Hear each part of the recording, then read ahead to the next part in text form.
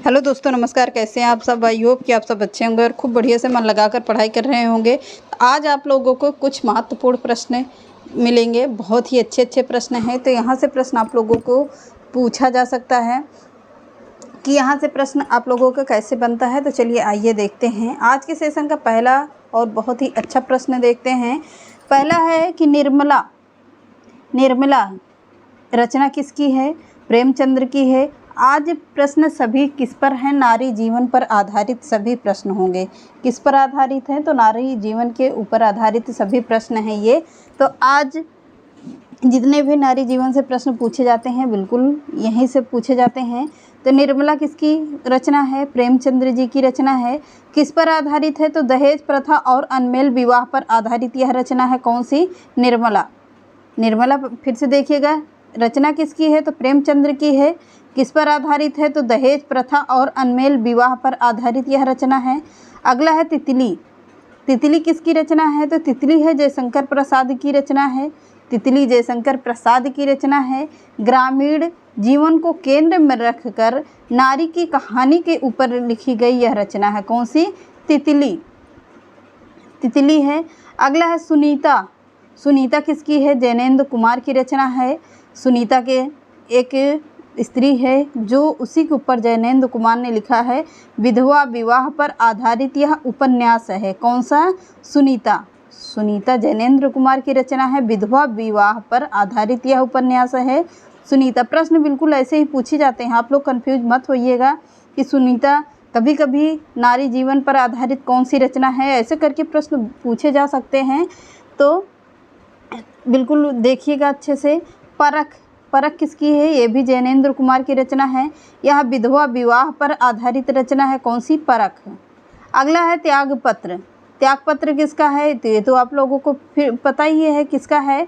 जैनेंद्र कुमार की रचना है। किसकी? जैनेंद्र कुमार की ये भी रचना है। मृणाल नामक भाग्यहीन युवती के जीवन पर आधारित यह रचना है। कौन सी? त्यागपत्र जैनेंद्र कुमार की रचना है। मृणाल नामक भाग्यहीन युवती के जीवन पर आधारित यह रचना है। पात्र और पात्रिका जरूर पूछते हैं कि इसमें पात्रिका कौन है, यानी कि पात्र कौन है, और इसमें की युवती का नाम पात्रिका पे पूछा जाता है। ऐसे ही करके पूरा प्रश्न घुमा फिरा कर पूछा जाता है। अगला है सुगदा किसकी रचना है?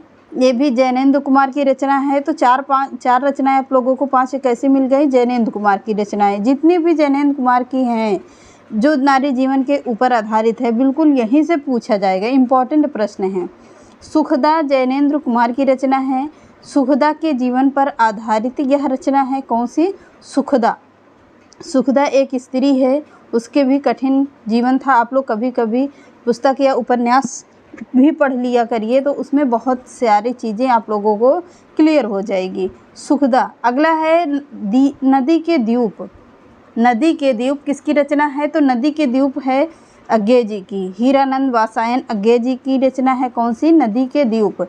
किस पर आधारित है? तो यौन संबंधों को केंद्र में बनाकर जीवन की परिक्रमा दर्शाया गया है। इसमें यौन संबंधों के केंद्र में बनाकर जीवन की परिक्रमा को दर्शाया गया है। किसमें? नदी के द्वीप में। लिखा किसने है? तो हीरानंद वात्स्यायन अज्ञे जी ने लिखा है। अगला है अपने अपने अजनबी, इम्पॉर्टेंट रचना है। अपने अपने अजनबी, यह किसकी रचना है? अज्ञे जी की रचना है। यह किस पर है? सेल्मा एक नौयती थी, यानी कि स्त्री थी, उसे कैंसर हो गया था सेल्मा के ऊपर। तो सेल्मा कैंसर से पीड़ित महिला है और योको एक नव युवती है। तो इसी के जीवन पर आधारित है क्या? सेल्मा। अपने अपने अजनबी किसकी है? अज्ञे जी की है। नारी जीवन पर आधारित सभी रचनाएं हैं। अगली है दिव्या किसकी रचना है? तो दिव्या है यशपाल की रचना है। बौद्ध काल की घटनाओं पर आधारित दलित पीड़ित नारी की करुण कथा है इसमें। किसमें? दिव्या में। बौद्ध काल की घटनाओं पर आधारित दलित पीड़ित नारी की करुण कथा इसमें लिखी गई है। किसमें? दिव्या। किसकी रचना है? तो यशपाल की रचना है। अगला है तिरिया चरित्र किसकी रचना है? शिवमूर्ति की रचना है। तिरिया चरित्र नायिका कौन है? विमल के साथ ससुर का अमानवीय व्यवहार। नायिका कौन है? विमल के साथ ससुर का अमानवीय व्यवहार। तिर्या चरित्र शिवमूर्ति की रचना है। आजकल जो मानव जीवन के ऊपर या हम लोगों के ऊपर गुजर रही है, पहले भी ऐसा ही होता था, अब कुछ ज़्यादा बढ़ गया है, पहले कहीं कहीं होता था। अब ये टीवी, मोबाइल, सारी चीज़ें, कलयुग लगा ही हुआ है, सब कुछ देख देख कर एक दूसरे को सब एक से एक इन चीज़ों को बढ़ावा दे रहा है। आप लोगों को पता होगा कि ऐसी ऐसी घटनाएं अब हम लोगों के जीवन में अक्सर देखने को मिलती है। मेरे भी गांव में ऐसे हैं जो बहू और ससुर के गलत संबंध बनाए जाते हैं। तो ये सब गलत चीज़ें होती हैं। माँ बाप के समान ही क्या होते हैं, ससुर भी होते हैं। जैसे एक पिता को छोड़ो दूसरा ही पिता मिलता है, तो ऐसे पहले भी घटनाएं होती हैं। लेकिन ये चीज़ें कोई नहीं समझता है। ज़मीन जायदाद के लिए लोग अपनी अपनी इज्जत तक के बारे में नहीं सोचते हैं। ऐसा नहीं करना चाहिए, कभी किसी को नहीं करना चाहिए।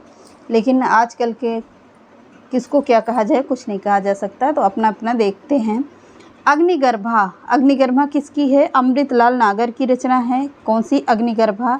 दहेज और नारी दमन का निकृष्टतम रूप है इसमें। किसमें? अग्निगर्भा में। किसकी है? अमृतलाल नागर की है। अगला बूंद और समुद्र। बूंद और समुद्र किसकी रचना है? अमृतलाल नागर की ये भी रचनाएं हैं। विधवाओं के विडंबनापूर्ण स्थिति के ऊपर लिखी गई यह रचना है बूंद और समुद्र। अगला है हिंदी साहित्य का आधुनिक इतिहास। हिंदी साहित्य का आधुनिक इतिहास किसकी है? यह अज्ञे जी की है। हीरानंद वात्स्यायन अज्ञे जी की रचना है, इम्पॉर्टेंट है, नोट करते रहिएगा।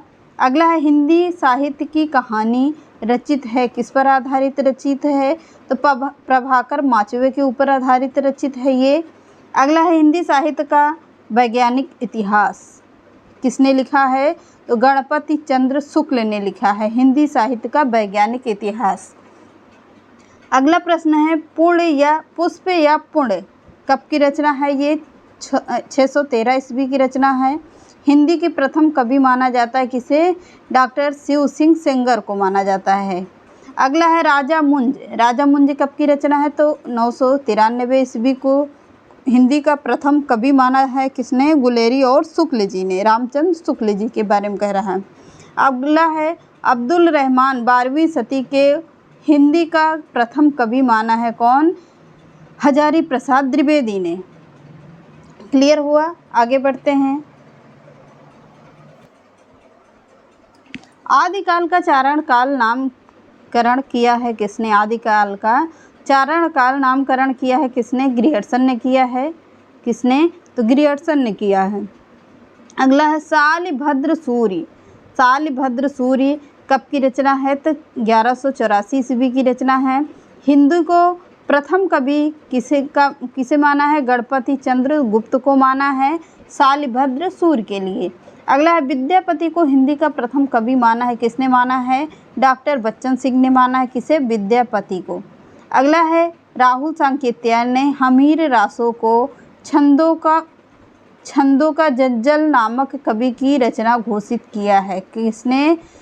राहुल सांकेत्याल ने हमीर रासों को छंदों का जज्जल नामक, किसका माना है? जज्जल नामक कवि की रचना घोषित किया है।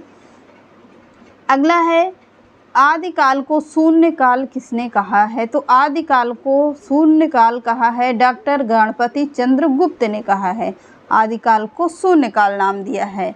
अगला है गार्सा द तासी ने इस्तवार द ला लिटरेब्यूर एंदुई हिंदुस्तानी फ्रेंच भाषा में लिखा है। किसने लिखा है? तो गार्सा द तासी ने लिखा है ये।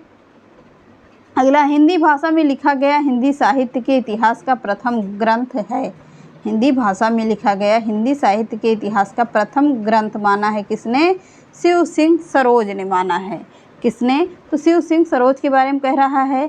अगला प्रश्न है काल विभाजन और नामकरण का प्रथम प्रयास किया है किसने?